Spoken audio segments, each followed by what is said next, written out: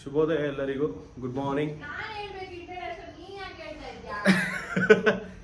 Introduction ಅವ್ರು ಹೇಳ್ಬೇಕಂದ್ರೆ happy weekend. ನಮ್ದಂತೂ weekends ಹೆಂಗೆ ಹೋಗ್ತಾ ಇದೆ ಅಂದರೆ ಮದುವೆ ಬ್ಯುಸಿಯಲ್ಲಿ ಟೈಮೇ ಸಿಗ್ತಾ ಇಲ್ಲ, ಅಷ್ಟು ಫಾಸ್ಟಾಗಿ ಹೋಗ್ತಾ ಇದೆ. ಬಟ್ ಈ ವೀಕ್ ಸ್ವಲ್ಪ ಫ್ರೀ ಇರೋದ್ರಿಂದ ಪ್ಲಾನ್ಸ್ ಹಾಕ್ಕೊಂಡಿದ್ದೀವಿ. ಇನ್ನೊಂದೇನು ಅಂದರೆ ಎಲ್ಲರಿಗೂ ಗೊತ್ತಿರೋ ಥರ ನನ್ನ ಬೈಕ್ ಕಳ್ತನ ಆಗೋಯ್ತು. ಆಲ್ಮೋಸ್ಟ್ 8 years ನನ್ನ ಡಿಯೋ ಪಾರ್ಟ್ನರ್ ನನ್ನ ಬಿಟ್ಟು ಹೋಗ್ಬಿಟ್ಟಿದ್ದಾನೆ. ಮತ್ತೆ ವಾಪಸ್ ಬರ್ತಾರೆ ಅಂತ ಅಂದ್ಕೊಂಡಿದ್ದೀನಿ. ನನ್ನ ಮಗ ಎತ್ಕೊಂಡು ಹೋದವ್ನು ಮಾತ್ರ ಸಿಗಬೇಕಲ್ಲ, ಮಾಂಜಾನೆ ಅವನಿಗೆ.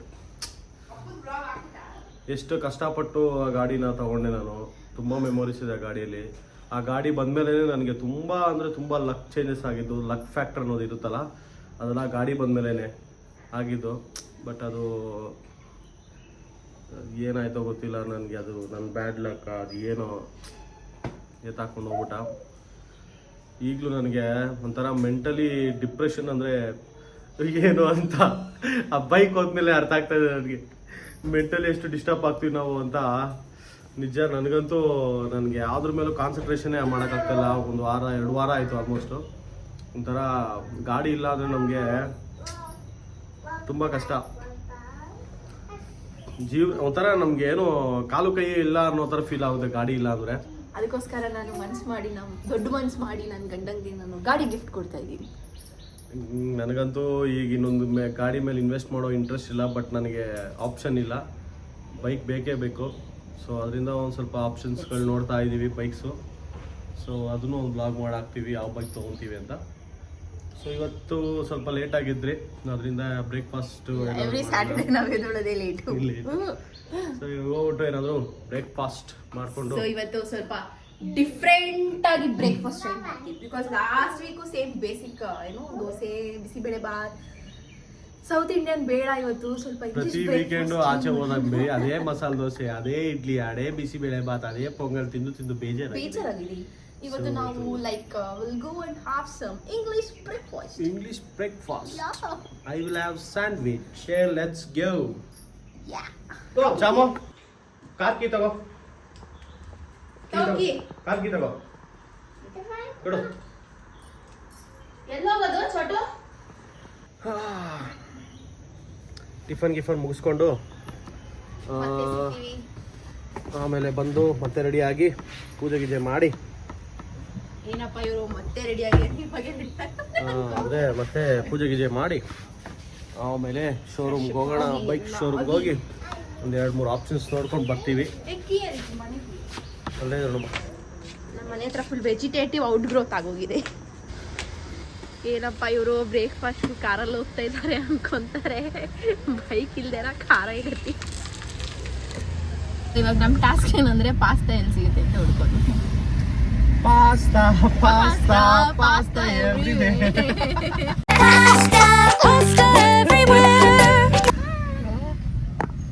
ವೈಕುಂಠ ಪ್ಯೂರ್ ವೆಜ್ ಅಂತೆ. ಬೇಡವಾ? ಬೇಡ. ಅದು ತಮಿಳ್ನಾಡು ಸ್ಟೈಲು. ಇಡ್ಲಿ, ದೋಸೆ, ಪೊಂಗಲು, ಪುರಿ ಬಿಟ್ರೆ ಬೇರೆ ಏನೂ ಇರಲ್ಲ. ಪಾಸ್ತಾ ಯಾರು ತಿಂತಾರೆ? White sauce pasta, cheesy peasy ಎಲ್ಲ ಇರುತ್ತೆ. ನೀನು ಒಂದ್ಸರಿ ಟೇಸ್ಟ್ ಮಾಡಿದಲ್ಲ ವೈಟ್ ಸಾಸ್. ನಾನು ಮಾಡೋ ಪಾಸ್ತಾ ಮಾತ್ರ ತಿಂದಿದ್ಯಾ. ಇವತ್ತು ಟೇಸ್ಟ್ ಮಾಡಿಸ್ತಿಪ್ಪ ಸಿಕ್ಕಿದ್ರೆ. ಇಲ್ಲ ಅಂದ್ರೆ ಸ್ಯಾಂಡ್ವಿಚ್. ಹೇಗಿದೆ ನಿಮ್ಮ ವೀಕೆಂಡ್ ಇವತ್ತು? ವೀಕೆಂಡ್ ಹೇಗಿರುತ್ತಮ್ಮ, ನನಗೆ ಗಾಡಿ ಹೋದಾಗಿಂದ ನನಗೆ ಏದ್ರ ಮೇಲೂ ಒಂದು ಇದಿಲ್ಲ, ಇಂಟ್ರೆಸ್ಟ್ ಬರ್ತಾ ಇಲ್ಲ. Yes, come let's go. Hi Chotu. Did you say hi?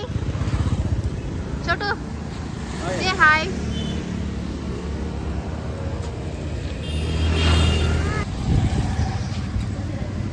Rich ಅಂದ್ರೆ ಪ್ರೈಸ್ ಕೂಡ ಕೇಳಿದ್ರೆ ಎಳ್ಳೀರು ಕುಡಿತಾರೆ. ಬೇಕಾ ನಿಂಗೆ?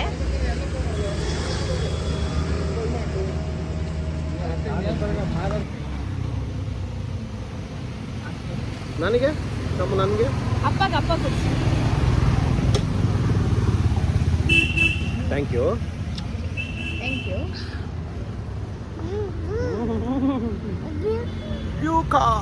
Puka. ಗೊತ್ತಾ ಅದು ಎಳ್ನೀರು. ಅದೇ ಅದು ಒಳಗಡೆ ಇರೋದು ನನಗೆ ಎಷ್ಟಡೆ ಎಳ್ನೀರು? 50 ರೂಪಾಯ. ಓಯ್ಯಪ್ಪ.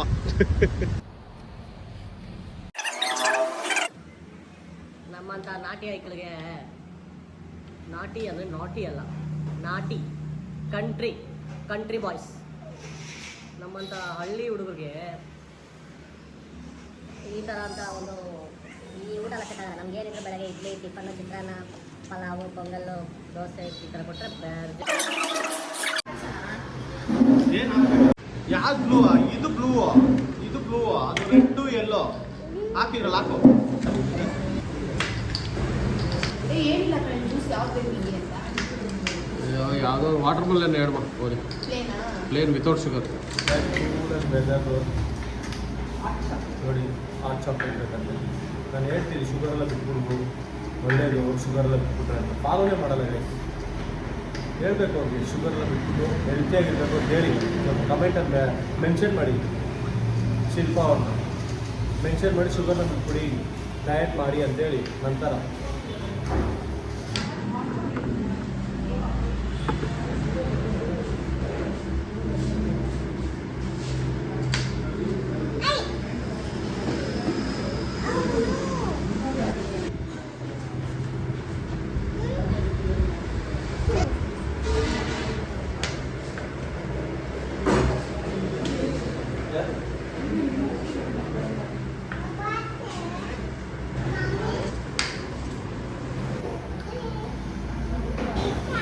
ಪಾಪು ಅಂತೆ.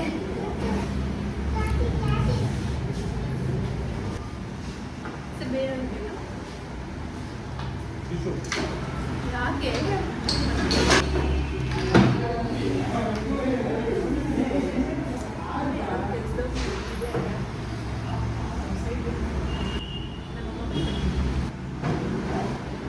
ಶುಗರ್ ಐಟಮ್ ಬೇಡ ಅಂದ್ರೆ sugar item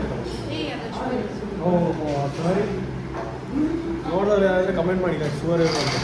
sugar is very bad to health, please avoid. ಹಂಗೇನೋ ಸ್ವೀಟ್ ತಿನ್ನಬೇಕು ಅನ್ಸಿದ್ರೆ ನಾಟಿ ಬೆಲ್ಲ ಯೂಸ್ ಮಾಡಿ.